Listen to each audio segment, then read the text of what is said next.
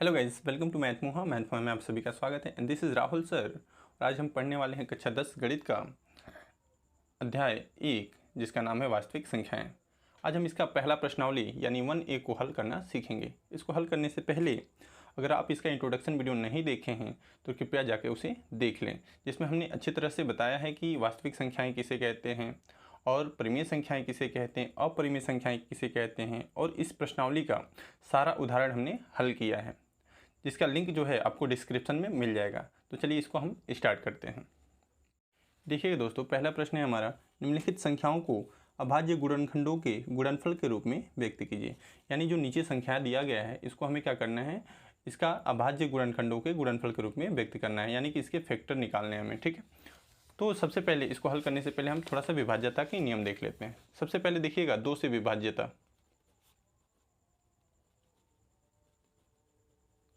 2 से विभाज्यता का मतलब 2 से किसी संख्या में भाग दिए जाएं तो क्या उसके कंडीशन होंगे कि वो 2 से कटेगा।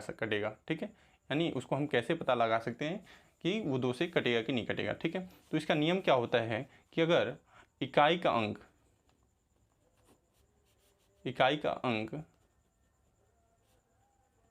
में 0, 2, 4, 6, 8 हो, ठीक है, कोई संख्या है जिसे हमें पता करना है कि ये 2 से विभाज्य है कि नहीं है, तो उसके इकाई का अंक हम देख लेंगे। इकाई के अंक में अगर 0 हो, 2 हो, 4 हो, 6 हो, 8 हो तो हम डायरेक्टली कह देंगे कि वो 2 से कटेगा। ठीक है, एग्जाम्पल के तौर पे देख लेते हैं। जैसे हमने एक संख्या लिख लिया, अब इसे कह देंगे कि ये 2 से कटेगा कि नहीं कटेगा, तो लास्ट का हम अंक देखेंगे। तो लास्ट में हम क्या दिख रहा है कि 0 है, तो ये कह देंगे कि 2 से कटेगा। ठीक है, जैसे हमने एक और संख्या लिखा 1255। ठीक है, अब इसका लास्ट का अंक देखेंगे, लास्ट के अंक में क्या है, इसमें से कोई नहीं है, तो हम कह देंगे कि 2 से नहीं कटेगा। ठीक है, अब देखिएगा 3 से विभाज्यता। 3 से विभाज्यता, ठीक है, 3 से विभाज्यता का नियम।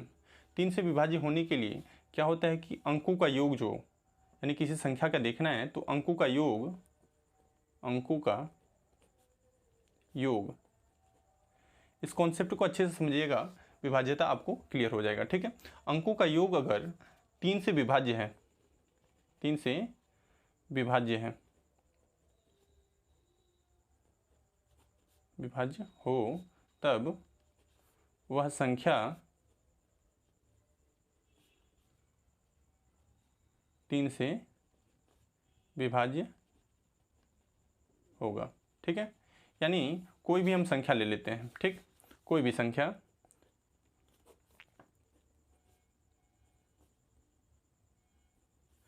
अब इसे हमें पता करना है कि 3 से कटेगा कि नहीं कटेगा। ठीक है, तो इसके लिए हमें क्या करना पड़ेगा, इसके अंकों का योग निकालना होगा। ठीक है, यानी अंकों का मतलब 1 + 2 + 3 + 6। ठीक है, कितनी भी बड़ी से बड़ी संख्या हो, इसके अंकों का योग हम अगर 3 से कट रहा है, जोड़ के देखिए इसको, 2 1 कितना हो गया, 3 3 3 6 6 6 6 कितना हो गया, 12, तो 12 3 से कट रहा है। ठीक है, तो अगर इसके अंकों का योग 3 से कट रहा है तो ये संख्या भी क्या होगी, 3 से कटेगी। एग्जाम्पल के तौर पे एक और संख्या ले लेते हैं। जैसे ठीक है, ये संख्या होगी हमारा 1581। अब इसे हमें देखना है कि 3 से कटेगा कि नहीं कटेगा। ठीक है, तो इसके लिए हमें क्या करना पड़ेगा, अंकों का योग निकालना पड़ेगा। ठीक है, देख लीजिए, 1 है +5 + 8 + 1 जुड़ेगा, 1 1 2 8 2 10 और 10 5 15, तो 15 3 से कट रहा है ना, तो ये संख्या भी क्या होगी, 3 से कटेगी। ठीक है, अब इसके बाद हमें देख लेते हैं 5 से विभाज्यता के नियम। क्योंकि हमें अभाज्य गुणनखंड निकालना है तो अभाज्य संख्याओं से ही अभाज्य गुणनखंड निकलता है। ठीक है, तो भाज्य संख्याओं का हमें कोई मतलब नहीं है इसमें। ठीक है, तो हम 5 से देख लेते हैं। तो देखिएगा, 5 से विभाज्यता का नियम। ठीक है, 5 से विभाज्य होने के लिए क्या होना चाहिए जी, 5 से विभाज्य कब कोई संख्या होती है कि यदि अंकों के स्थान पर कोई भी संख्या है, उसके अंकों के स्थान पर 0 हो या 5 हो, 0 हो या 5 हो, तो वह संख्या क्या होगी, 5 से विभाज्य होगी। एग्जाम्पल के तौर पे देख लेते हैं। एग्जाम्पल के तौर पे हमने ले लिया 1210। ठीक है, अब ये संख्या 5 से कटेगी कि नहीं कटेगी, तो लास्ट का अंक देखेंगे। लास्ट में अगर 0 है तो कह देंगे कि 5 से कटेगा, या लास्ट में अगर 5 है तो हम कह देंगे कि 5 से कटेगा। ठीक है दोस्तों। अब इसके बाद हम देख लेते हैं 7 से विभाज्यता के नियम। देखिए 7 से विभाज्यता का नियम। ठीक है, 7 से कटने के लिए क्या होना चाहिए जी? देखिएगा कैसे पता करेंगे कि कोई संख्या 7 से कटेगी कि नहीं कटेगी। ठीक है, उसके लिए हमें क्या करना पड़ेगा कि लास्ट का जो अंक है, कोई भी संख्या है, जैसे ये संख्या है, ठीक है, इसका लास्ट का जो नंबर है, लास्ट का नंबर, इसका हम 2 से गुणा करा देंगे। ठीक है, लास्ट नंबर में 2 से हम गुणा करा दें। अब जितना नंबर आएगा, इसके रिजल्ट में जितना आएगा, अब जो बचने वाली संख्या है, यानी जो बची हुई संख्या है, उसमें से हम घटा दें। तो 13 बचा है यहाँ पे, 13 में से हम 6 घटाएं तो कितना बचेगा? 7। ठीक, अब बचने वाली संख्या के बाद जो भी संख्या बच जाए, अगर वो 7 से विभाजित होते ही अगर वो 7 से कट रहा है तो ये संख्या भी क्या होगी? 7 से कटेगा। ठीक है दोस्तों, अब चलिए इसी के साथ हम प्रश्नावली को हल करना शुरू करते हैं। देखिएगा पहला प्रश्न क्या कह रहे हैं कि निम्नलिखित संख्याओं को अभाज्य गुणनखंडों के गुणनफल के रूप में व्यक्त कीजिए। यानी जो भी संख्या है उन्हें हम क्या करना है? अभाज्य गुणनखंड निकालना है। तो चलिए इसको हम देख लेते हैं। देखिएगा पहले प्रश्न का पहला पार्ट जो है 140, इसका हमें क्या निकालना है? अभाज्य गुणनखंड। अभाज्य गुणनखंड, चलिए इसको हम निकालते हैं। देखिएगा 140 है, किसी भी संख्या का हमें अभाज्य गुणनखंड निकालने के लिए क्या देखना पड़ता है कि वो 2 से सबसे पहले भाज्य है कि नहीं है। मतलब अभाज्य संख्याओं से हम भाग दे के देखते हैं कि ये भाज्य है कि नहीं है। ठीक है, इसका गुणनखंड जो है अभाज्य संख्याओं में ही हम निकालते हैं। तो सबसे पहले हम 2 से देखते हैं। तो 140 जो है 2 से कटेगा कि नहीं कटेगा? तो 2 से कटने के लिए अभी हमने बताया कि लास्ट में कितना होना चाहिए? 0, 2, 4, 6, 8 होना चाहिए। तो ये लास्ट में 0 है, यानी 2 से कटेगा। 2 से कितने बार में कटेगा? तो 2 सत्ते 14, 0 है तो 0। फिर ये देखिए 2 से कटेगा अभी भी, क्योंकि लास्ट में 0 है। तो 2 त्याई 6, 1 बचा, यानी 0 मिलके कितना हो गया? 10, यानी 2 पच्चे कितना हो गया? 10। अब ये देखिएगा 35 आ गया। अब 35 जो है 2 से तो नहीं कटेगा। अब 2 से जब नहीं कटेगा तो इसके बाद किससे देखेंगे हम? 2 से जब नहीं कटता है तो उसके आगे वाली जो अभाज्य संख्या है, अभाज्य संख्या, उसी से देखते हैं। तो 2 के बाद अभाज्य संख्या है 3। तो 3 से देखिएगा 3 से कटेगा कि नहीं कटेगा? तो 3 से कटने के लिए क्या होना चाहिए? चेक कर लेते हैं कि इसका योगफल जो है 3 से कट रहा है कि नहीं कट रहा है। ठीक है, तो यहाँ पे देखिएगा 3 है और 5 है, जोड़ने पे कितना आएगा? 8, यानी वो 3 से हम नहीं कटेगा। तो ये भी क्या होगा? 3 से नहीं कटेगा। तो जब 3 से नहीं कटेगा तो उसके बाद वाली अभाज्य संख्या यानी 5 से देखेंगे। तो देखिए लास्ट में 5 है तो ये 5 से कट जाएगा। ठीक है, तो काटिएगा। 5 से तो कितना हो गया? 35। अब ये 7 जो है 5 से नहीं कटेगा, क्योंकि 7 एक खुद अभाज्य संख्या है, इसलिए क्या होगा? 7 से ही कटेगा। तो 7 से भाग देंगे तो 7 एकम कितना हो गया? 7। अब यहाँ पे क्या देखते हैं कि 140 का अभाज्य गुणनखंड हमें क्या मिल गया? 2 गुणे 2 गुणे 5 गुणे 7। या इसको हम ऐसे भी लिख सकते हैं, 2 पे कितना मिला जी? 2 बार मिला है तो 2 पे हम 2 लिख देंगे, 5 है फिर 7 है, ये आंसर हो जाएगा हमारा। ठीक है, अब 156 का देखिएगा। ठीक है, अब यहाँ देखिएगा 156 है, तो 156 को हम देखिएगा 156 को हम गुणनखंड करते हैं। 156 लास्ट में ये सबसे पहले देखेंगे 2 से कटेगा नहीं, तो लास्ट में 6 है, तो 6 है तो 2 से कटेगा। तो 2 से सबसे पहले हम 2 अंकों में भाग देंगे, एक अंक में, क्योंकि भाग जाने वाला नहीं है, क्योंकि एक अंक जो है छोटा है। तो 2 सत्ते कितना हो गया? 14, एक बचा, यहाँ पे 16 हो जाएगा। तो 2 अट्ठे 16। फिर ये देखिए 2 से कटेगा, 2 से 2 त्याई 6, एक बचा 18, 2 नवा 18। अब ये देखिएगा 2 से नहीं कटेगा तो किससे देखेंगे? 3 से। तो 3 से देखिएगा, 3 एकम 3 और 3 तरीका 9। अब 13 आ गया। 13 जो है 3 से नहीं कटेगा, क्योंकि ये खुद एक अभाज्य संख्या है। तो 13 किससे कटेगा? 13 से। तो कितने बार में? एक बार में। ठीक है, तो 156 का गुणनखंड जो हो जाएगा, अभाज्य गुणनखंड, 2 गुणे 2 गुणे 3 गुणे 13। या हम इसको लिख सकते हैं 2 बार आया है तो 2 पे 2 और 3 अकेले हैं और 13 भी अकेले हैं, यानी 2 पे 2 गुणे 3 गुणे 13, ये भी आंसर हो जाएगा हमारा। ठीक है, अब देखते हैं पार्ट नंबर इसका थर्ड। देखिएगा थर्ड पार्ट है इसका 3825। देखिए इसको देखते हैं 3825। सबसे पहले देखिएगा ये 2 से कटेगा कि नहीं कटेगा? तो लास्ट में 5 है तो ये 2 से तो नहीं कटने वाला है। तो फिर किससे चेक करेंगे? 3 से। तो 3 से कटने के लिए क्या होना चाहिए? इसका योगफल 3 से कटना चाहिए। तो देख लेते हैं, 8 2 कितना हो गया? 10, 10 5 15, 15 3 18, यानी ये 3 से कट रहा है तो ये भी 3 से कटेगा। तो 3 से भाग दीजिएगा। 3 एकम कितना हो गया? 3। यहाँ कितना बच्चा? 8। 8 में 3 से भाग देंगे तो कितने बार में जाएगा? 2 बार, यानी कितना हो गया? 6। अब 2 बचा यहाँ पे 22 हो जाएगा, 3 सत्ते कितना हो गया 21, यानी कितना बचा 1 तो 15 हो जाएगा, तो 3 पचे 15। ठीक है दोस्तों। अब फिर ये देखिएगा 3 से कटेगा कितने बार में, 3 चौको 12 और 3 दूना 6 और 1 बचा 15 हो जाएगा, 3 पचे 15। अब ये इसको चेक कीजिएगा 3 से कट रहा है कि नहीं कट रहा है, तो जोड़ के देखिए 4 2 कितना हो गया 6 और 6 5 11, यानी ये 3 से नहीं कटेगा, तो किससे देखेंगे 5 से। ठीक है, तो 5 से कटने के लिए लास्ट में कितना चाहिए 5 या 0, तो 5 है तो यानी 5 से कटेगा। ठीक है, तो 5 से भाग दीजिएगा, 8 बचे कितना हो जाएगा 40। ठीक है, यहाँ पे कितना बचा 2, ये 25 हो जाएगा, तो 5 बचे कितना हो गया 25। अभी भी लास्ट में 5 है तो ये 5 से कटेगा, तो 5 एकम कितना हो गया 5, कितना बचा हासिल 3। अब 3 और 5 मिलकर कितना हो गया 35, यानी 5 सत्ते कितना हो गया 35। और 17 देखिएगा, 17 एक खुद अभाज्य संख्या है, तो ये किसी से नहीं कटेगा, यानी किससे कटेगा 17 से, तो 17 का नाम कितना हो गया 17। ठीक है, तो 3825 का जो अभाज्य गुणनखंड हो गया 3 गुणे 3 गुणे 5 गुणे 5 गुणे 17, या 3 पे 2 गुणे 5 पे 2 गुणे 17। ठीक है, ये आंसर हो जाएगा हमारा। चौथा देखिएगा, चौथा पार्ट क्या है 5005। देखिए इसका गुणनखंड करते हैं। ठीक है, 5005 सबसे पहले देखिए 2 से कटेगा कि नहीं कटेगा, तो लास्ट में 5 है तो 2 से तो ये नहीं कटने वाला। ठीक है, तो किससे देखेंगे, तो 3 से देखेंगे। 3 से कटने के लिए क्या होना चाहिए, इसका योगफल 3 से कटना चाहिए, तो 5 पद कितना हो गया 10, यानी ये 3 से भी नहीं कटेगा, तो किससे कटेगा 5 से। तो 5 एकम कितना हो गया 5, यहाँ 0 है तो 0, 0 है तो 0, 5 एकम 5। ठीक है, अब ये देखिए, अब ये 5 से भी नहीं कटेगा, तो 5 से नहीं कटेगा तो किससे देखेंगे 7 से, तो 7 से देखिएगा, तो 7 एकम कितना हो गया 7, कितना बचा यहाँ पे 3, और ये 0 है तो कितना हो गया 30, तो 7 चौको कितना हो गया 28, 2 बचा और 1 है तो 21 हो जाएगा, तो 7 तरीका कितना हो गया 21। अब ये देखिए 7 से नहीं कटेगा। ठीक है, 7 से नहीं कटेगा, क्यों, 7 दूना 14, हासिल बच जाएगा 3। ठीक है, तो किससे देखेंगे फिर, 7 के बाद कौन सी संख्या आती है 11। अब 11 से देखेंगे, 11 का नाम कितना हो गया 11, 3 बचा 33 हो गया, 11 3 कितना हो गया 33। अब ये देखिए 13 आ गया, 13 जो है 11 से नहीं कटेगा, किससे कटेगा 13 से। ठीक है, तो इसका गुणनखंड क्या हो जाएगा 5005 का 5 गुणे 7 गुणे 11 गुणे 13। ठीक है, ये हमारा आंसर हो जाएगा। ठीक है, अब चलते हैं क्वेश्चन नंबर, अब चलते हैं इसका 5वें पार्ट में। देखिएगा 5वां पार्ट है हमारा 7429। ठीक है, तो चलिए इसका हम गुणनखंड करते हैं। देखिएगा 7429, ये सबसे पहले चेक करेंगे ये 2 से कट रहा है कि नहीं कट रहा है, तो लास्ट में 9 है तो ये 2 से तो नहीं कटेगा। फिर किससे देखेंगे 3 से। 3 से कटने के लिए क्या होना चाहिए, अंकों का योगफल जो होना चाहिए 3 से कटना चाहिए, तो चेक कर लेते हैं।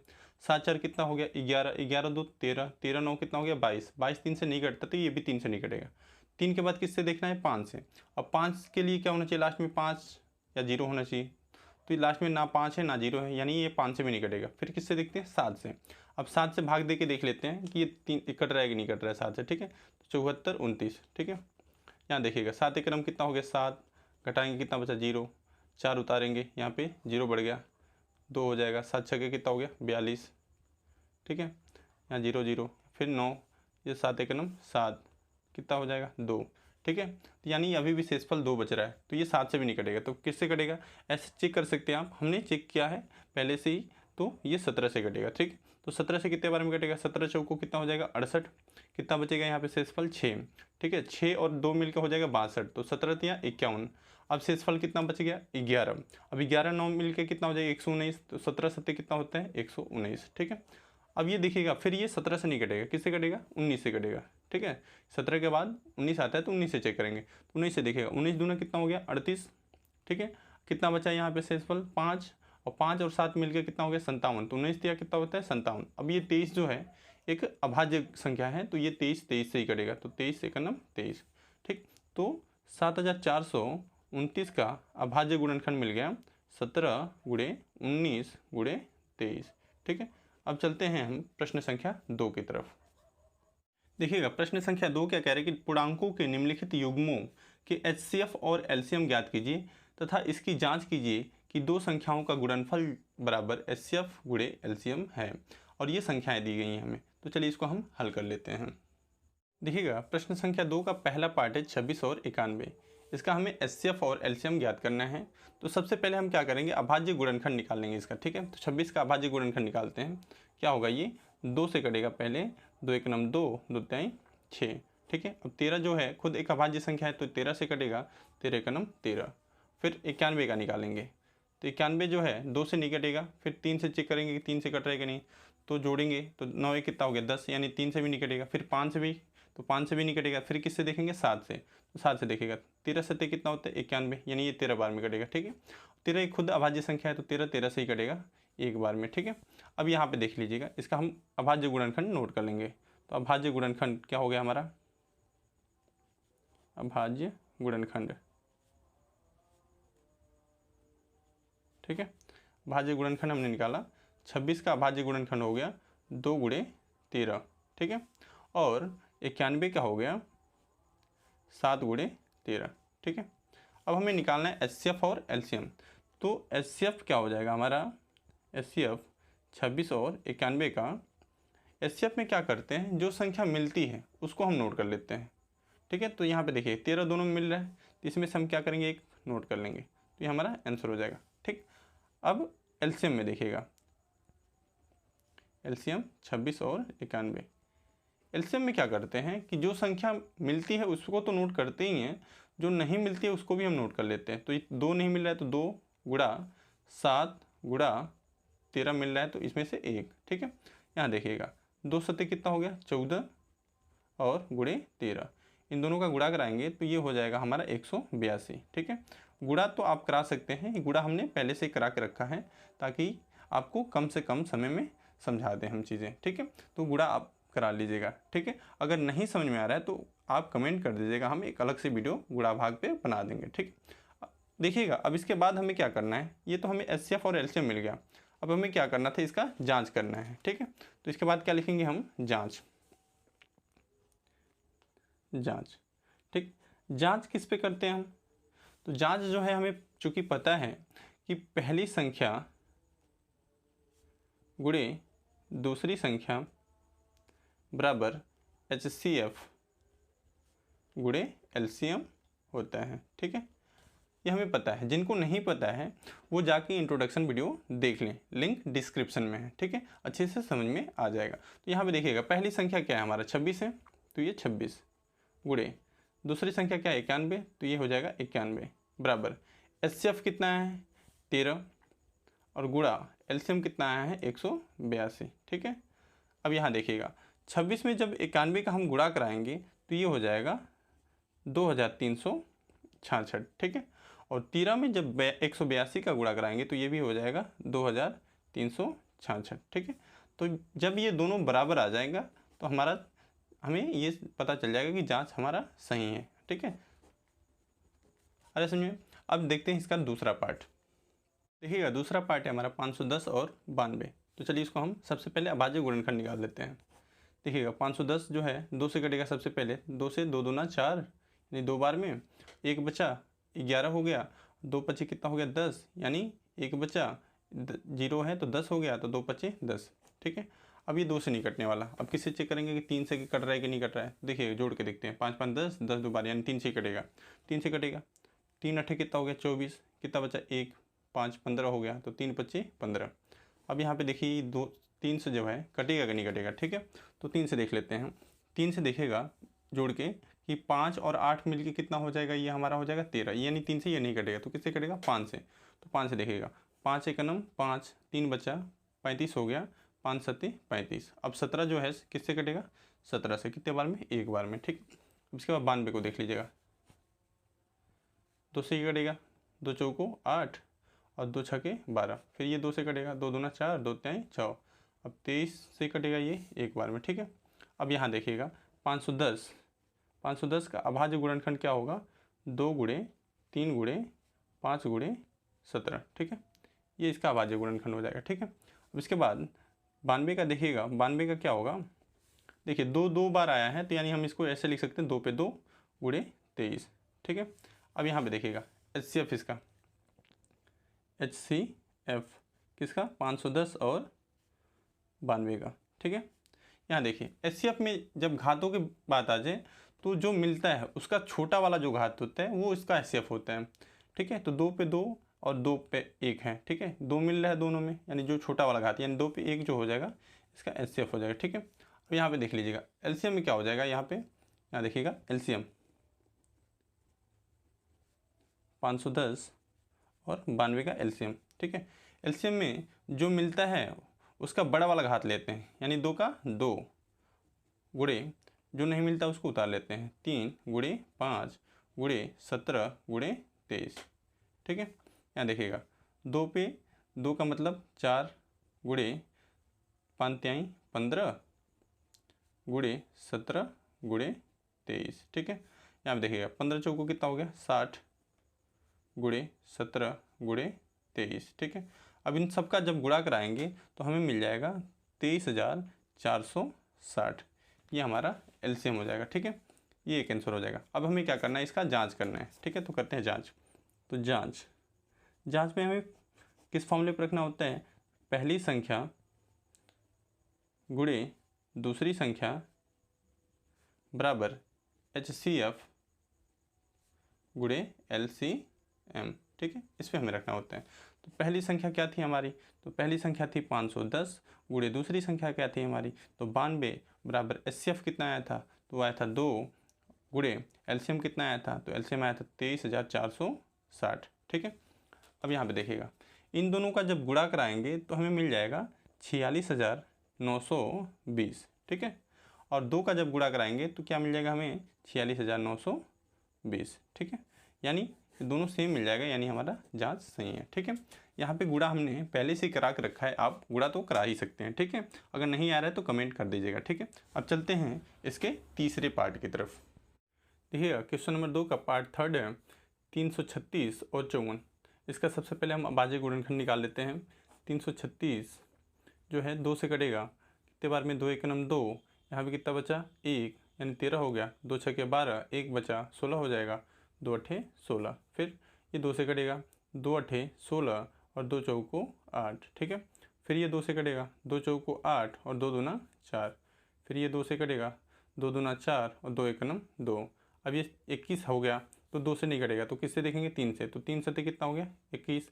अब 7 जो है किससे कटेगा 7 से, यानी एक बार में। ठीक है, अब 54 का देख लेते हैं। 54 का देखिएगा, 54 जो है 2 से कटेगा सबसे पहले, तो 2 दूना 4, 1 बचा 14 हो गया, 2 सत्ते 14। ठीक है, 27। अब 2 से ये नहीं कटेगा, अब किससे कटेगा 3 से, तो 3 नवा 27, फिर 3 से 3 तरीका 9, फिर 3 से 3 एकम 3। ठीक है, अभाज्य गुणनखंड क्या मिल गया हमें, चूँकि अभाज्य गुणनखंड क्या मिल गया हमें, 336 का मिल गया, 2 कितने बार है 1 2 3 4, यानी हम लिख सकते हैं 2 पे 4 और 3 गुणे 7। ठीक है, और फिर 54 का क्या मिल गया हमें, 54 2 गुणे 3 कितने बार है 1 2 3, 3 पे 3। ठीक है, अब इसे हमें HCF निकालना है। ठीक, तो HCF क्या हो जाएगा 336 और 54 का। ठीक है, HCF में हम क्या करते हैं, अगर घातों के रूप में हमने लिखा है, ठीक, तो जो मिल रहा है दोनों में, यानी 2 पे 4 और 2 मिल रहा है ना, इसमें सबसे छोटा जो घात होगा HCF में सबसे छोटा घात लिखते हैं।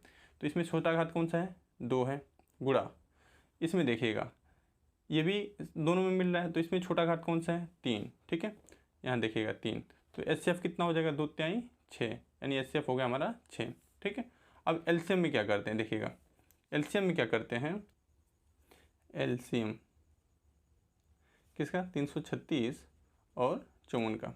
ठीक है, LCM में क्या करते हैं, जो बड़ा घात होता है जो मिलता है उसमें बड़ा घात, यानी 2 पे 4 गुणे 3 पे 3 गुणे 7।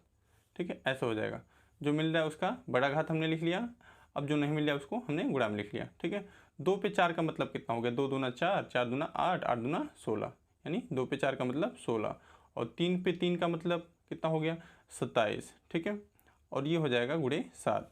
जब इसका हम गुणा कराएंगे तो हो जाएगा हमारा 3024। ठीक है, ये हमारा LCM हो जाएगा। ठीक है दोस्तों, गुणा हमने पहले से करा कर रख लिया, आपने गुणा करा लेना है। ठीक है, अब इसका हमें क्या करेंगे जांच, लिखिएगा जांच में हम किस फॉर्मूले पर रखेंगे, पहली संख्या गुणे दूसरी संख्या बराबर HCF गुणे LCM। ठीक है, पहली संख्या यहाँ पे क्या थी 336 था, 336 गुणे दूसरी संख्या क्या थी 54 था 54 और HCF कितना आया था हमारा 6 गुणे LCM कितना था 3024। ठीक है, यहाँ पे जब दोनों का गुणा कराएंगे तो ये हो जाएगा 18,144 18,144 और इधर भी मिल जाएगा हमें 18,144। ठीक है, ये दोनों सेम मिल जाएंगे। ठीक, आप गुणा करा के चेक कर लीजिएगा। अब चलिए चलते हैं क्वेश्चन नंबर 3 की तरफ। देखिएगा प्रश्न संख्या 3 है हमारा, अभाज्य गुणनखंड विधि द्वारा निम्नलिखित पूर्णांकों के HCF और LCM ज्ञात कीजिए। यहाँ पे जो संख्याएं हैं 3-3 के पेयर में दे दिया गया है। ठीक है, तो हमें इसका क्या करना है HCF और LCM निकालना है। ठीक है, चलिए निकालते हैं। देखिएगा प्रश्न संख्या 3 का पहला है 12, 15 और 21, इसका हमें HCF और LCM ज्ञात करना है। तो सबसे पहले हम इसका क्या करेंगे, अभाज्य गुणनखंड ज्ञात करेंगे। तो सबसे पहले ज्ञात करते हैं 12 का। तो 12 जो है 2 से कटेगा 6 बार में, फिर 2 से कटेगा 3 बार में, फिर 3 से कटेगा 1 बार में। ठीक है, अब 15 का, 15 जो है 2 से नहीं कटेगा क्योंकि लास्ट में क्या है 5 है। अब किससे कटेगा ये 3 से, कितने बार में 5, और फिर 5 किससे कटेगा 5 से 1 बार में। ठीक है, अब 21 का, 21 जो है किससे कटेगा, सबसे पहले 3 से, कितने बार में 7, फिर 7 से 1 बार में। ठीक है, अब यहाँ पे देखिएगा चूँकि अभाज्य गुणनखंड में क्या मिल गया हमें, अभाज्य गुणनखंड, अभाज्य गुणनखंड क्या मिल गया 12 का, पहले मिला 12 का मिला हमें 2 गुणे 2 पे कितना घाते हैं 2 है तो इस पे हम 2 लिख देंगे गुणे 3। ठीक है, और 15 का क्या मिल गया हमें 3 गुणे 5, और 21 का क्या मिल गया हमें 3 गुणे 7। ठीक है, देखिएगा अब हमें क्या निकालना है, इसका HCF निकालना है। HCF किसका किसका 12, 15 और 21 का। ठीक है, यहाँ पे देखिएगा HCF में क्या करते हैं, जो मिलता है उसको लिख लेते हैं। देखिए इसमें क्या होना चाहिए, अब तीनों में मेल कराते हैं, तीनों में मिलना चाहिए तभी वो HCF में लिखेंगे, नहीं तो नहीं लिखेंगे। यहाँ पे देखिए 2 जो है तीनों में नहीं है, बस इसमें ही है 12 वाले में। 3 देखिएगा 3 तीनों में है तो 3 को हम लिख लेंगे। ठीक है, अब कोई संख्या नहीं है तो HCF हमारा क्या हो जाएगा 3 हो जाएगा। ठीक है, अब LCM में देखिएगा, LCM में क्या हो जाएगा 12, 15 और 21 का, यहाँ देखिए जो नहीं मिलता है उसको भी लिखते हैं, यानी 2 नहीं मिल रहा है तो 2 पे कितना हो गया 2, बड़ा घात लेना है हमें, और 3 मिल रहा है तो 3 में से कितना लिखेंगे 1 गुणे 5 गुणे 7। ठीक है, यहाँ देखिएगा 2 पे 2 का मतलब कितना हो गया 4 गुणे 5 त्याई कितना हो गया 15 गुणे 7, 15 चौको कितना हो गया 60 गुणे 7, और 7 छके कितना हो जाएगा, देखिएगा 7 छके कितना हो गया 42, यानी 420। एलसीएम इसका हो गया हमारा 420। यहाँ पे देखिएगा, यहाँ पे जांच करने के लिए नहीं बोला है, और जांच करने का वो फॉर्मूला यहाँ पे अप्लाई भी नहीं हो सकता है। वहाँ वो बस 2 पूर्णांकों के लिए होता है। यहाँ पे कितना पूर्णांक दिया था 3 पूर्णांक दिया था। ठीक है, तो यहाँ पे हमें जांच वगैरह नहीं करना है, इसमें वो अप्लाई नहीं होगा। ठीक है, तो चलते हैं दूसरे पार्ट की तरफ। देखिएगा प्रश्न संख्या 3 का दूसरा पार्ट है हमारा 17, 23 और 29। चलिए इसको हम हल कर लेते हैं। ठीक है, देखिएगा सबसे पहले हम 17 का क्या करेंगे, अभाज्य गुणनखंड निकालेंगे। 17 जो है खुद एक अभाज्य संख्या है, तो ये किससे कटेगा 17 से, कितने बार में 1 बार में। फिर 23 का निकालेंगे, 23 भी क्या है अभाज्य संख्या है, ये 23 से कटेगा कितने बार में 1 बार में। फिर 29 का निकालेंगे, 29 भी क्या है अभाज्य संख्या है, ये 29 से कटेगा 1 बार में। ठीक है, अब हमें क्या मिल गया, चूँकि अभाज्य गुणनखंड क्या मिल गया हमें, अभाज्य गुणनखंड। देखिएगा अभाज्य गुणनखंड 17 का क्या मिला हमें, 17 गुणे 1 लिख सकते हैं इसको। ठीक है, फिर 23 का क्या मिला हमें, 23 गुणे 1 ऐसे लिख सकते हैं। फिर 29 को क्या मिला, 29 का 29 गुणे 1। ठीक है, अब यहाँ देखिएगा इसका हमें क्या निकालना है HCF किसका 17, 23 और 29 का। यहाँ पे देखिए HCF में जो मिलता है उसी को लिखते हैं, इसमें क्या मिल रहा है सिर्फ 1, तो HCF कितना हो जाएगा इसका 1 हो जाएगा। ठीक है, अब इसका LCM निकालते हैं। LCM में क्या हो जाएगा, LCM 17, 23 और 29। ठीक है, क्या हो जाएगा, देखिए इसमें जो नहीं मिलता है उसको भी लिखते हैं, तो 17 गुणे 23 गुणे 29। ठीक है, ये हो जाएगा। अब इसका जब गुणा कराएंगे तो क्या मिल जाएगा हमें 11,339, ठीक है, ये मिल जाएगा हमें, ठीक है, ये इसका आंसर हो जाएगा। अब चलते हैं तीसरे पार्ट की तरफ। देखिएगा प्रश्न संख्या 3 का तीसरा पार्ट है 8, 9 और 25। तो सबसे पहले हम 8 का गुणनखंड कर लेते हैं। 8 कटेगा 2 से 4 बार में, फिर 2 से 2 बार में, फिर 2 से 1 बार में, ठीक है। अब 9 जो कटेगा वो कटेगा 3 से 3 बार में, फिर 3 से 1 बार में, ठीक है। फिर 25 जो कटेगा वो कटेगा 5 से 5 बार में, फिर 5 जो है कटेगा 5 से 1 बार में, ठीक है। तो अभाज्य गुणनखंड क्या मिल गया हमें, चूँकि अभाज्य गुणनखंड, ठीक है। देखिएगा अभाज्य गुणनखंड क्या मिल गया हमें, 8 का मिला 2 पे 1 2 3, ठीक, और 9 का मिला 3 पे 2, और 25 का मिला 5 पे 2, ठीक है। अब हमें क्या करना है, इसका HCF निकालना है, ठीक है। तो सबसे पहले HCF किसका, 8, 9 और 25 का, ठीक है। यहाँ पे देखिएगा, यहाँ पे कुछ कॉमन नहीं दिख रहा है हमें, ठीक है। यहाँ देखिएगा, यहाँ पे कुछ कॉमन नहीं दिख रहा है, 2 भी तीनों में नहीं है, ना 3 तीनों में है, ना 5 तीनों में है, ठीक है। तो हम क्या लिखेंगे, यहाँ पे कुछ नहीं कॉमन दिख रहा है, यानी कुछ हमें नहीं मिल रहा है, तो हम क्या लिख लेंगे, 1 लिख लेंगे। तो HCF हमारा कितना हो जाएगा, 1 हो जाएगा, ठीक है। अब LCM दिखेगा, LCM 8, 9 और 25 का, ठीक है।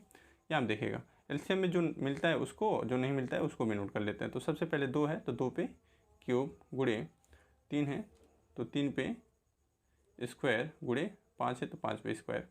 2 पे क्यूब का मतलब 8 हो गया, 3 पे स्क्वायर 9 हो गया, ये देखिए गुणा है, और गुणे 5 के स्क्वायर कितना हो गया 25। अब गुणा कराएंगे तो कितना हो गया 25 8 200, और 200 में 9 का गुणा कराएंगे तो ये हो जाएगा 1800। तो LCM हमारा हो गया 1800, ठीक है। अब चलते हैं प्रश्न संख्या 4 की तरफ। देखिएगा प्रश्न संख्या 4 है, यदि HCF 306, 657 बराबर 9 दिया है, LCM 306, 657 ज्ञात कीजिए, ठीक है। यानी HCF इसका दे दिया तो LCM से पूछ रहा है, तो चलिए इसको हम हल कर लेते हैं। देखिएगा HCF क्या दिया है, HCF हमारा 306 और 657 का ये दे दिया है 9, ठीक है। और हमसे पूछ रहा है LCM 306 और 657 का, ठीक है, ये हमसे पूछ रहा है, ठीक है। तो हमें पता है, चूँकि हम जानते हैं कि पहली संख्या गुणे दूसरी संख्या बराबर HCF गुणे LCM होता है, ठीक है। तो पहली संख्या क्या है दोस्तों, पहली संख्या है 306 गुणे दूसरी संख्या क्या है 657, तो 657 बराबर HCF कितना है हमारा 9 गुणे LCM हमें ज्ञात करना है, ठीक है। ये देखिएगा, अब ये 9 से अगर हम भाग दे 306 में, ये गुणा में है, यहाँ पे भेज दीजिएगा, ये भाग में हो जाएगा, तो LCM हो जाएगा हमारा LCM 306 गुणे 657 भागा 9, ठीक है। देखिएगा 9 से कटेगा, 9 एक 9 और 9 दूना 18, 9 तरी 27, यहाँ पे बचा 3 और ये 36 हो जाएगा, तो 9 चौको 36, ठीक है, 34 बार में। अब 34 का 657 में जब हम गुणा कराएंगे तो LCM बराबर हमारा हो जाएगा 22,338, ठीक है। ये हमारा आंसर आएगा इसका गुणा कराने के बाद, गुणा आप लोग करा लीजिएगा, ठीक है। अब देखिएगा प्रश्न संख्या 5 की तरफ चलते हैं। देखिएगा प्रश्न संख्या 5 है हमारा, यदि HCF 225, 60 बराबर 225 गुणे 5 माइनस 10x, तो x का मान ज्ञात कीजिए, ठीक है। चलिए इसको हम हल कर लेते हैं। देखिएगा इसमें सबसे पहले हमें क्या निकालना है, 225 और 60 का HCF निकालना है। तो चलिए सबसे पहले इसे हम अभाज्य गुणनखंड कर लेते हैं। 225 जो है इसमें देखिएगा 2 से कटेगा कि नहीं कटेगा, तो 2 से नहीं कटेगा क्योंकि लास्ट में क्या है 5 है, तो किससे कटेगा 3 से देखेंगे, 3 से 3 सत्ते कितना हो जाएगा 21, क्या बचा यहाँ पे 1 और 5 15 हो गया, तो 3 बचे कितना हो गया 15, फिर ये 3 से कटेगा, 3 दूना कितना हो गया 6, 1 बचा 15, 3 बचे 15, फिर ये 5 से कटेगा, 5 पच्चीस 25, फिर 5 से कटेगा एक बार में, ठीक है। फिर 60 को देखिएगा, 60 जो है 2 से कटेगा पहले कितने बार में, ये 2 3 6 और 0 है तो 0, फिर 2 से कटेगा, 2 एक नम 2, 1 बचा यहाँ पे 10 हो गया, 2 पच्चे 10। अब ये 3 से कटेगा, 3 पच्चे 15, फिर 5 से एक बार में, ठीक है। चूँकि अभाज्य गुणनखंड क्या मिल गया हमें, अभाज्य गुणनखंड 225 का अभाज्य गुणनखंड मिल गया। देखिएगा 3 कितने बार आया है, 2 बार, तो हम लिख सकते हैं 3 पे 2 गुणे 5 कितने बार आया है, 2 बार, तो लिख सकते हैं 5 पे 2। यहाँ देखिएगा 60 वाले में, 60 में 2 कितने बार आया है, 2 बार, तो लिख सकते हैं 2 पे 2 गुणे 3 गुणे 5, ठीक है। अब इसका हमें निकालना था HCF, तो HCF क्या हो जाएगा, HCF 225 और कामा 60 का घातों के हिसाब से HCF निकालने के लिए जो मिलता है उसमें छोटा वाला घात लेते हैं। यहाँ पे देखिएगा 3 दोनों में है, तो इसमें छोटा वाला यहाँ पे 2 है, यहाँ पे 1 है, तो छोटा वाला 1 वाला है, तो छोटा वाला लिखेंगे, ठीक। यहाँ 5 दोनों में है, तो यहाँ पे 2 है, यहाँ पे 1 है, तो छोटा वाला लिखेंगे 5, यानी कितना हो जाएगा हमारा HCF 15, ठीक है। ये हमारा HCF हो जाएगा, ठीक है। अब चूँकि दिया है, क्या दिया है कि इसका HCF जो है इतने के बराबर है, तो लिख लेते हैं हम HCF 225 कामा 60 बराबर है किसके, 225 गुणे 5 माइनस 10x, ठीक है, इसके बराबर है, ठीक है। अब यहाँ पे देखिएगा इसका हमने HCF निकाला कितना है, 15, तो यहाँ पे लिख सकते हैं हम 15 बराबर, अब यहाँ पे 5 का गुणा कराइएगा, 5 पच्चे कितना हो गया, 25 का 5 हासिल 2, 5 दूना 10, 10 दो 12 हासिल 1, 5 दूना 10, 1 11, यानी ये हो जाएगा 1125 माइनस 10x, ठीक है। यहाँ देखिएगा अब माइनस में है, इसको इधर बुला लेंगे, अंकों को एक साइड बुलाएंगे, तो माइनस में इधर आया किस में हो गया, प्लस में, यानी 10x, ठीक है। अब यहाँ पे देखिएगा प्लस में था, इधर बुलाएं इसको, किस में हो गई, ये माइनस में, 1125 माइनस 15, ठीक। देखिए 5 में से 5 घटाएंगे कितना हो गया 0, 2 में से 1 घटाएंगे कितना हो गया 1, यहाँ पे 1 और ये 1, ये हो जाएगा 10x। ये गुणा में इधर भेजेंगे किस में हो गया, भाग में, ठीक है, यानी x बराबर हो जाएगा ये 1110 बटा 10, ठीक है। यहाँ पे 0 से 0 कैंसिल, यानी x बराबर कितना हो गया 111, ये हमारा आंसर हो जाएगा, ठीक है। अब चलते हैं प्रश्न संख्या 6 की तरफ, ठीक है। देखिए प्रश्न संख्या 6 हमारा, यदि HCF 120 कामा 225 बराबर 15, तो LCM 120 कामा 225 ज्ञात कीजिए, ठीक है। चलिए इसको हम हल कर लेते हैं। देखिएगा दिया क्या है, HCF हमारा दे दिया है 120 और 225 बराबर 15, और पूछ क्या रहा है हमसे, LCM पूछ रहा है किसका, 120 कामा 225, इसका LCM पूछ रहा है। तो चूंकि हम जानते हैं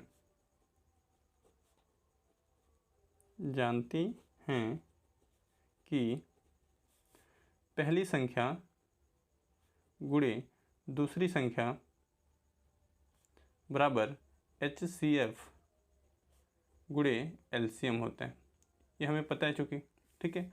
तो पहली संख्या क्या है हमारा 120 है, तो 120 गुणे दूसरी संख्या क्या है 225 बराबर HCF हमारा कितना दे दिया 15, और गुणे LCM हमें ज्ञात करना है, ठीक है। देखिएगा ये गुणा में है, इधर भेजिएगा किस में हो गया, भाग में, ठीक है। तो ये हो जाएगा LCM बराबर 120 गुणे 225 बटा में 15, ठीक है। अब यहाँ देखिएगा 15 से ये कटेगा, 15 एक नम 15 और 15 अठे 120, ठीक है। अब क्या बचा, LCM बराबर हो जाएगा हमारा 8 गुणे 225, अब गुणा कराएंगे 8 में 225 का, ठीक है। देखिएगा 8 पचे कितना हो गया 40 हासिल 4, 8 दूना 16, 16 4 20 का 0 हासिल 2, 8 दूना 16, 16 2 कितना हो गया 18, यानी LCM हमारा कितना हो जाएगा 1800, ये हमारा आंसर हो जाएगा। अब चलते हैं क्वेश्चन नंबर 7 की तरफ। देखिएगा प्रश्न संख्या 7 है हमारा, नीचे दी गई आकृति में x तथा y के मान ज्ञात कीजिए। यह आकृति दिया गया है और इसमें x और y का मान हमें ज्ञात करना है। तो चलिए इसको हम देखते हैं कि कैसे इसमें x और y का मान ज्ञात करते हैं। देखिएगा चूँकि ये आकृति इस प्रकार की है, इसमें क्या दिया है, यहाँ पे y है, यहाँ पे 4 है, यहाँ पे x, यहाँ पे 3 और यहाँ पे 7। देखिए इसमें x और y का हमें मान ज्ञात करना है। यहाँ देखिए ये वृक्ष गुणनखंड है, इसमें क्या होता है, इन दोनों का गुणा कराने पे जो वैल्यू आती है ये इसके बराबर होती है। ठीक है, तो हम इसमें मान निकालते हैं, चूँकि x का मान पहले निकाल रहे हैं कि x बराबर कितना हो जाएगा, 3 गुणे 7 के बराबर होगा। ठीक है, 3 गुणे 7 यानी 7 तरीके कितना हो गया 21, यानी x का मान हमारा कितना आ जाएगा 21 आ जाएगा। ठीक है, अब y का मान क्या हो जाएगा हमारा, और y बराबर हो जाएगा 4 गुणे x होगा, 4 गुणे x। ठीक, अब यहाँ पे x का मान रखने पर x बराबर 21 रखने पर, ठीक है, रखिएगा y बराबर 4 गुणे 21, क्योंकि x का मान 21 आया है तो 21 चौको कितना हो गया, तो ये हो जाएगा 4 एकम 4 और 4 दूना 8 यानी 84। तो y का मान 84 आ गया और x का मान 21 आ गया, ये हमारा आंसर हो जाएगा। ठीक है, अब चलते हैं प्रश्न संख्या 8 की तरफ। देखिएगा प्रश्न संख्या 8 है हमारा, 18 और 117 के एचसीएफ को 18m माइनस 117 के रूप में दर्शाया गया है। m का मान ज्ञात कीजिए, साथ ही 18 और 117 का एलसीएम ज्ञात कीजिए। चलिए इसको हम हल कर लेते हैं। देखिएगा सबसे पहले इसमें हम क्या करेंगे, 18 और 117 का अभाज्य गुणनखंड निकाल लेंगे। तो 18 का गुणनखंड करते हैं, 18 2 से कटेगा 9 बार में, फिर 3 से कटेगा 3 बार में, फिर 3 से कटेगा 1 बार में। ठीक है, अब 117 जो है 3 से कटेगा कितने बार में, 3 त्रिका 9, कितना बचा 2, 27 हो गया, 3 9 27, फिर ये 3 से कटेगा 3 एकनम 3, 3 त्रिका 9, फिर 13 से कटेगा 13 एकनम 13, यानी हमें गुणनखंड क्या मिल गया इसका, 18 का गुणनखंड मिल गया, चूँकि 2 गुणे 3 पे 2, 2 और गुणे 3 कितना बार है 2 बार, 3 पे 2, और 117 का क्या मिल गया हमें, 3 पे 2 गुणे 13। ठीक है, तो सबसे पहले हमें क्या निकालना था, सबसे पहले हमें कह रहे कि 18 और 117 को एचसीएफ को इतना ग्रुप, तो सबसे पहले हम एचसीएफ निकाल लेते हैं। ठीक है, HCF किसका, 18 और 117 का।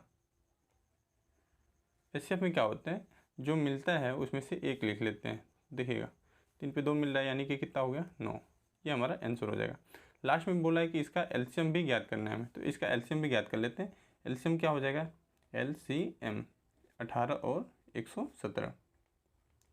देखिए एलसीएम में जो नहीं मिलता उसको भी नोट करते हैं, यानी 2 लिखेंगे, फिर जो मिलता है उसमें से लिख लेंगे 3 पे 2 गुणे 13, यानी क्या लिख सकते हैं इसको, 2 और 3 त्रिका 9, 9 दूना 18 गुणे 13, यानी कितना हो जाएगा हमारा, ये हो जाएगा 234।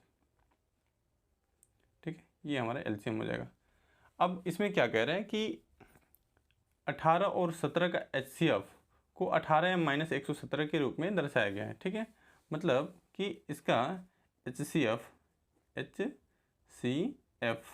किसका, 18 और 117 का, ये कितने के रूप में है, 18m माइनस 117 के रूप में है, चूँकि ये दिया हुआ है। ठीक है, ये दिया हुआ है हमें। अब इसमें m का मान हमसे पूछ रहा है, तो देखिएगा इसके जगह पे हम लिख सकते हैं ना, इसका मान कितना आया था 9, तो एचसीएफ की जगह पे हमने 9 लिख दिया, 18m माइनस 117। देखिएगा माइनस में है, इधर भेजेंगे किस में हो गया प्लस में, यानी हो जाएगा इधर बचा 18m और 9 प्लस 117। ठीक, 117 9 कितना हो जाएगा, ये हो जाएगा 126। देखिएगा 18 से काटिएगा, 18 सत्ते कितना होता है 126, यानी m का मान कितना मिल गया हमें 7, तो ये हमारा आंसर हो जाएगा। ठीक है, m का मान 7 और एलसीएम कितना आया हमारा, एलसीएम आया था 234, ये दोनों हमारा आंसर हो जाएगा। ठीक है, अब चलते हैं प्रश्न संख्या 9 की तरफ। देखिएगा प्रश्न संख्या 9 है, जांच कीजिए कि क्या किसी प्राकृतिक संख्या n के लिए संख्या 6 पे पावर n अंक शून्य पर समाप्त हो सकती है। चलिए इसको हम हल कर लेते हैं।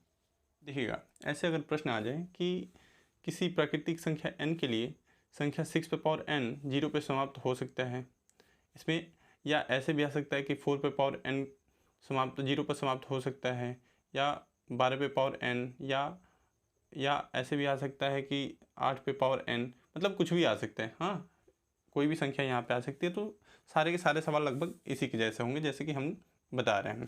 ठीक है, इसमें कह लेंगे सबसे पहले कि यदि किसी n के लिए संख्या 6n शून्य पर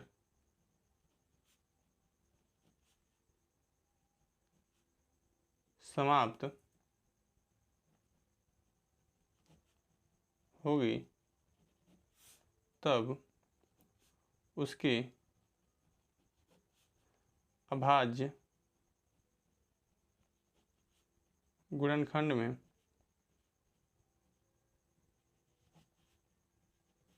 दो गुणे 5 आनी चाहिए। ठीक है, सबसे पहले समझ लेते हैं इसको। कोई भी संख्या है, कोई भी संख्या, इस पर कितना भी घात रख दें, ठीक है, 1 रख के देख लेते हैं या 2 रख के देख लेते हैं, कभी भी ये यहाँ पे 6 आएगा, यहाँ पे 36 आएगा। ठीक है, कभी भी ये क्या होगा, शून्य पे समाप्त नहीं होगा। क्यों नहीं होगा? कब शून्य पे समाप्त होगा? यदि इसके गुणनखंड में 2 और 5 आ जाए। जैसे मान लीजिए 10 का गुणनखंड क्या होता है? 2 गुणे 5 होता है। इसके इकाई का अंक में क्या होगा? 0 होगा। जैसे 100 आ जाए, 100, ठीक है, 100। अब 100 का वर्ग अगर कर दें या घन कर दें, कुछ भी करें, इसके गुणनखंड में 2 और 5 आते हैं, तो इसका इकाई के अंक पे क्या मिलेगा? 0 ही मिलेगा। ठीक है, तो ये कंपलसरी है कि उसके गुणनखंड में क्या होना चाहिए? 2 और 5 आनी चाहिए, तभी ये 0 पे समाप्त होगा, यानी शून्य पे समाप्त होगा, नहीं तो नहीं होगा। तो इसका सबसे पहले हम गुणनखंड करके देख लेते हैं 6 का। तो 6 का गुणनखंड करेंगे तो क्या मिल रहा है हमें? 2 गुणे 3 मिल रहा है। हाँ, इस पर पावर 3n हो जाएगा। ठीक है, अब यहाँ पे क्या देख रहे हैं कि हम इसमें कहीं 2 तो है लेकिन 5 नहीं है। ठीक है, तो लिख देंगे इसी चीज़ को। अतः 6 पे पावर n की गुणनखंड में 2 गुणे 3 के अतिरिक्त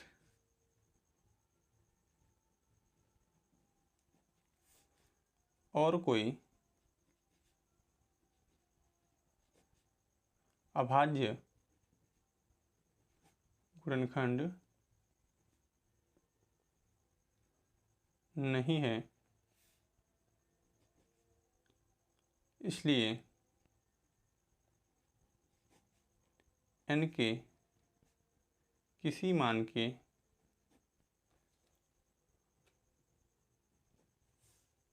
लिए 6 पे पावर n अंक शून्य पर समाप्त नहीं होगा। ठीक है, बस इसी चीज़ को हमने क्या किया, लिख दिया। इसको आपको लिखना पड़ेगा, ये कंपलसरी है। ठीक है, हमने क्या किया है कि बस इसका गुणनखंड किया, इसमें देखा कि 2 और गुणे 3 आ रहा है, यानी 2 और 3 के अतिरिक्त क्या मिल रहा है? 5 नहीं मिल रहा है, हमें 5 चाहिए, 2 गुणे 5, तब ये 0 पे समाप्त होगा, तो 5 नहीं मिल रहा है। तो हम क्या लिख देंगे कि ये क्या होगा, n के किसी मान के लिए ये शून्य पे समाप्त नहीं होगा। ठीक है, अब चलिए क्वेश्चन नंबर 10 देख लेते हैं। देखिएगा, प्रश्न संख्या 10 है हमारा। व्याख्या कीजिए कि 7 गुणे 11 गुणे 13 प्लस 13 और 7 गुणे 6 गुणे 5 गुणे 4 गुणे 3 गुणे 2 गुणे 1 प्लस 5 भाज्य संख्या क्यों है? इसको बताना है कि क्यों ये भाज्य संख्याएं हैं। ठीक है, सबसे पहले थोड़ा सा हम जान लेते हैं कि भाज्य संख्या और अभाज्य संख्या किसे कहते हैं। ठीक है, ये देखिएगा, भाज्य संख्याएं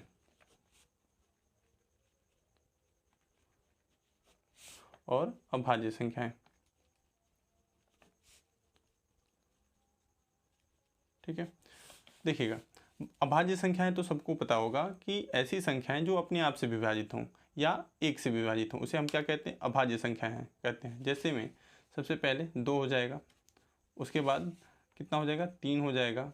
2 2 से ही कटता है, नहीं तो 1 से कटता है। 3 3 से ही कटता है, नहीं तो 1 से कटता है। उसके बाद 5 हो जाएगा, उसके बाद 7 हो जाएगा, उसके बाद 11 हो जाएगा, ये डाट डाट। ठीक है, और भाज्य संख्याएं किसे कहते हैं?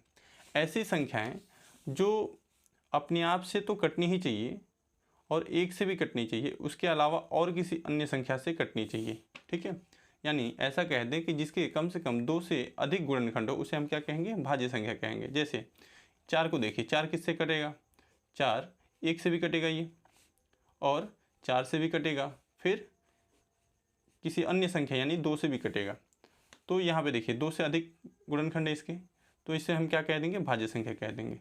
जैसे एग्जाम्पल के तौर पे 6 ले लेते हैं। 6 1 से कटेगा, फिर 6 से भी कटेगा, फिर 2 से कटेगा, फिर 3 से कटेगा, तो हम इसे क्या कहेंगे? भाज्य संख्या। वहीं अगर कोई संख्या अपने आप से केवल कटती है और 1 से कटती है, ये 1 से कट रहा है और ये 2 से कट रहा है, तो हम इसे क्या कह देंगे? अभाज्य संख्या है। तो चलिए इसको हम प्रश्न को हल करते हैं। सबसे पहले हम इसको नोट कर लेते हैं। 7 गुणे 11 गुणे 13 प्लस 13, ये सवाल दिया हुआ है हमारा। ठीक है, इसमें क्या दिख रहा है कि 13 कॉमन दिख रहा है दोनों में, तो 13 कॉमन लेंगे, क्या बचेगा 7 गुणे 11 प्लस यहाँ पे कुछ नहीं बचा तो क्या लिखेंगे 1। ठीक है, 13 है तो 13, 11 से कितना हो गया 77 प्लस 1, यहाँ पे देखिएगा 77 1 कितना हो गया, ये हो जाएगा 78। ठीक है, अब 78 और 13 का जब गुणा कराएंगे तो ये मिल जाएगा हमें 1014। ठीक है, यहाँ पे क्या देख रहे हैं कि इसके देखो 13 का तो एक ही गुणनखंड है, 13 13 से ही कटता है, ये अभाज्य संख्या है। लेकिन 78 जो है 2 से भी कट जाएगा, 78 से भी कट जाएगा, और भी सारी संख्याएं से कट जाएगा। तो यहाँ पे क्या दिख रहा है, यहीं पे आपको मिल जा रहा है कि इस संख्या का 2 से अधिक गुणनखंड है। इसलिए हम क्या लिख देंगे, अतः एक भाज्य संख्या है। ठीक है, यहाँ पे क्या लिख देंगे, अतः ये क्या है, एक भाज्य संख्या है। क्यों कि इसके 2 से अधिक गुणनखंड प्राप्त होंगे। ठीक है, ये चीज़ हम यहाँ पे लिख देंगे। ठीक है, अब इसी में दूसरा वाला देख लेते हैं पुनः। दूसरा वाला क्या दिया था हमें, दूसरा दिया है 7 गुणे 6 गुणे 5 गुणे 4 गुणे 3 गुणे 2 गुणे 1 प्लस 5। इसको देखिएगा, अब इसका हम देखिएगा इसमें क्या कॉमन दिख रहा है, इसमें 5 जो है कॉमन है, तो 5 कॉमन लेंगे तो क्या बचेगा 7 गुणे 6 गुणे 4 गुणे 3 गुणे 2 गुणे 1 प्लस 1। ठीक है, अब यहाँ देखिएगा इसका जब गुणा कराएंगे हम इन सब का तो क्या मिल जाएगा, हमें मिल जाएगा 1008। ठीक है, प्लस 1 है तो 1। अब यहाँ पे देखिएगा 5 है 5, 1008 और 1 कितना हो गया 1009। ठीक है, अब 5 का 1009 में गुणा कराएंगे तो ये मिल जाएगा 5045। ठीक है, अब यहाँ पे क्या देख रहे हैं कि इसका 2 से अधिक गुणनखंड दिख रहा है हमें। ठीक है, तो क्या लिखेंगे, अतः एक भाज्य संख्या है, भाज्य संख्या है, क्योंकि इसके 2 से अधिक गुणनखंड प्राप्त होंगे। ठीक है दोस्तों, यह भाज्य संख्या है क्योंकि इसके 2 से अधिक क्या होंगे, गुणनखंड प्राप्त होंगे। चलिए अब क्वेश्चन नंबर 11 देख लेते हैं। देखिएगा प्रश्न संख्या 11 है, किसी खेल के मैदान के चारों ओर एक वृत्ताकार पथ है। इस मैदान का एक चक्कर लगाने में सोनिया को 18 मिनट लगते हैं, जबकि इसी मैदान का एक चक्कर लगाने में रवि को 12 मिनट लगते हैं। मान लीजिए कि वे दोनों एक ही स्थान और एक ही समय पर चलना प्रारंभ करके एक ही दिशा में चलते हैं। कितने समय बाद वे दोनों पुनः प्रारंभिक स्थान पर मिलेंगे।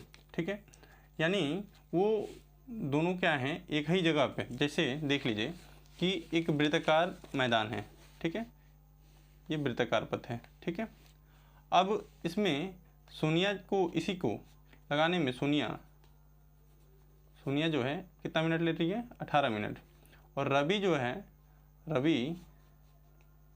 रवि कितना ले रहा है, 12 मिनट। ठीक है, वो एक ही स्थान पे यहाँ से चलना प्रारंभ किया मान लीजिए। ठीक है, यहीं से सोनिया भी चल रही है, यहीं से रवि, और एक ही दिशा में एक ही समय पे चल रहे हैं। तो ये पूछ रहा है कि कितने समय बाद मिलेंगे। ठीक है, देखिएगा सोनिया जो है 18 मिनट में जा रही है एक चक्कर, और रवि जो है 12 मिनट में जा रहा है।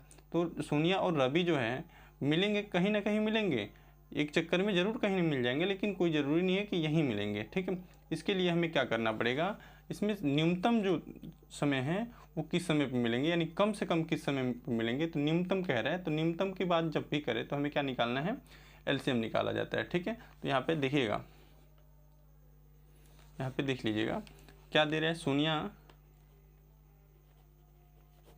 को लगा समय, एक चक्कर में सोनिया को कितना समय लग रहा है, 18 मिनट। और रवि को कितना समय लगा, रवि को लगा समय बराबर 12 मिनट। ठीक है, यहाँ पे लिख लीजिएगा एक चक्कर में, एक चक्कर में एक चक्कर में सोनिया को 18 मिनट लग रहा है, रवि को कितना लग रहा है, 12 मिनट लग रहा है।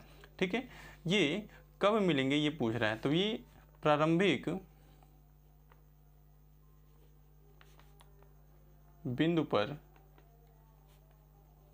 18 और 12 मिनट के सबसे न्यूनतम उभयनिष्ठ गुणक पर मिलेंगे। ठीक है, इसका मतलब क्या हुआ कि जो इसका कम से कम है, न्यूनतम जो उभयनिष्ठ है उसके गुणक पर मिलेंगे, यानी इसका हमें क्या निकालना पड़ेगा, एलसीएम निकालना पड़ेगा। ठीक है, तब 18 तथा 12 का लॉसा ज्ञात करना पड़ेगा। ठीक है, इसके लिए हमें क्या करना पड़ेगा, 18 और 12 का क्या करना पड़ेगा, लॉसा निकालना पड़ेगा, यानी एलसीएम निकालना पड़ेगा। सबसे पहले इसका अभाज्य गुणनखंड कर लेते हैं। 18 का अभाज्य गुणनखंड क्या होगा, 2 गुणे 3 हो जाएगा, 2 तय 6 छतरी 18। और 12 का क्या हो जाएगा, 12 का हो जाएगा 2 गुणे 3, यानी 2 दूना 4, 4 तय 12। अब यहाँ पे देखिएगा, इसमें एलसीएम निकालना है, एलसीएम। तो एलसीएम क्या हो जाएगा, यहाँ पे 2 मिल रहा है तो हम 2 ले लेंगे, फिर ये 2 नहीं मिल रहा है तो एक इसको भी नोट कर लेंगे, फिर यहाँ पे 3 मिल रहा है तो 3 लिख लेंगे, फिर 3 लिख लेंगे। ठीक है, कितना हो गया, 2 दूना 4, 4 तय 12, 12 तय 36, यानी एलसीएम कितना आ गया, 36। अतः सोनिया तथा रवि पुनः 36 मिनट बाद मिलेंगे। ये हमारा आंसर हो जाएगा। ठीक है, अब देख लेते हैं क्वेश्चन नंबर 12। देखिएगा, प्रश्न संख्या 12 हमारा, नीचे दी गई आकृति में x तथा y के मान ज्ञात कीजिए। यहाँ पे ये आकृति दिया गया है, चलिए इसको हम कॉपी पे समझते हैं। देखिएगा, ये आकृति दिया है, x दिया है यहाँ पे 3 और यहाँ पे 195, यहाँ पे 3 है, y है 5 है और 13 है। इसमें x और y का हमें मान ज्ञात करना है। देख लीजिए, सबसे पहले x का मान निकालना है, तो हमें पता है कि इन दोनों का गुणा कराने पे ये वाला आता है। ठीक है, तो चूँकि x बराबर कितना हो जाएगा, 3 गुणे 195। ठीक है, 3 से गुणा कराएंगे, 5 तय कितना हो गया, 15 के 5 हासिल 1, 9 3 27, 27 1 28 का 8 हासिल 2 और 3 निकम 3 2 5, यानी ये हो जाएगा 585। ठीक है, अब इसी प्रकार y का मान निकालना है, तो y का मान 13 और 5 का गुणा कराना पड़ेगा, तो y बराबर हो जाएगा 5 गुणे 13, यानी 13 पचे कितना हो गया, 65। तो y का मान कितना आ गया, 65। तो ये हमारा आंसर हो जाएगा। ठीक है, अब चलते हैं क्वेश्चन नंबर 13 की तरफ। देखिएगा, प्रश्न संख्या 13 है, व्याख्या कीजिए कि 7 गुणे 13 गुणे 11 प्लस 11 और 7 गुणे 6 गुणे 5 गुणे 4 गुणे 3 गुणे 2 गुणे 1 प्लस 3 भाज्य संख्या क्यों है। चलिए इसको हम देख लेते हैं। देखिएगा, इसमें हम सबसे पहले पार्ट नोट कर लेते हैं। 7 गुणे 13 गुणे 11 प्लस 11। ठीक है दोस्तों, यहाँ पर देखिएगा 11 हमें कॉमन दिख रहा है, 11 कॉमन ले लेंगे, क्या बचेगा, 7 गुणे 13 प्लस 1। ठीक है, 13 सतह कितना हो गया, 91, यानी 91 प्लस 1, 91 कितना हो गया, 92, यानी बचा 11 गुणे 92। ठीक है, इसका जब गुणा कराएंगे, 11 दूना 22 का 2 हासिल 2, 11 9 99, 2 101, यानी ये हो जाएगा 1012। अब यहाँ पे क्या देख रहे हैं कि ये क्या है, एक भाज्य संख्या है, एक भाज्य संख्या है, क्योंकि 2 से अधिक गुणनखंड है। ठीक है, क्योंकि इसके क्या है, 2 से अधिक गुणनखंड होंगे, इसलिए क्या होगी, ये भाज्य संख्या होगी। अब इसी में दूसरा पार्ट देख लेते हैं। ठीक है, दूसरा पार्ट क्या था, 7 गुणे 6 गुणे 5 गुणे 4 गुणे 3 गुणे 2 गुणे 1 प्लस 3। ठीक है, यही था। यहाँ देखिएगा, यहाँ दोनों में कॉमन क्या दिख रहा है, 3 दिख रहा है, तो 3 हम कॉमन लेंगे, क्या बचेगा, 7 गुणे 6 गुणे 5 गुणे 4 गुणे 2 प्लस 1, ठीक है। यहाँ देखिएगा 3 है, 3 को नोट कर लेंगे। अब फिर इसका गुणा कराएंगे तो कितना हो गया, 4 दूना 8, 8 पच्चे 40, और 40 में 6 का गुणा कराएंगे जब तो हो जाएगा 240। देखिए 240 और 240 सत्य कितना हो जाएगा, 1680, ठीक है, प्लस 1। अब देखिएगा जोड़िएगा, 1680 एक कितना हो गया, 1681 हो गया, ठीक है। इसका जब गुणा कराएंगे तो मिल जाएगा हमें 5043, ठीक है। अब इसे देखिएगा कि इसका भी क्या होगा, गुणनखंड होगा, अतः लिख देंगे कि एक भाज्य संख्या है क्योंकि 2 से अधिक इसके गुणनखंड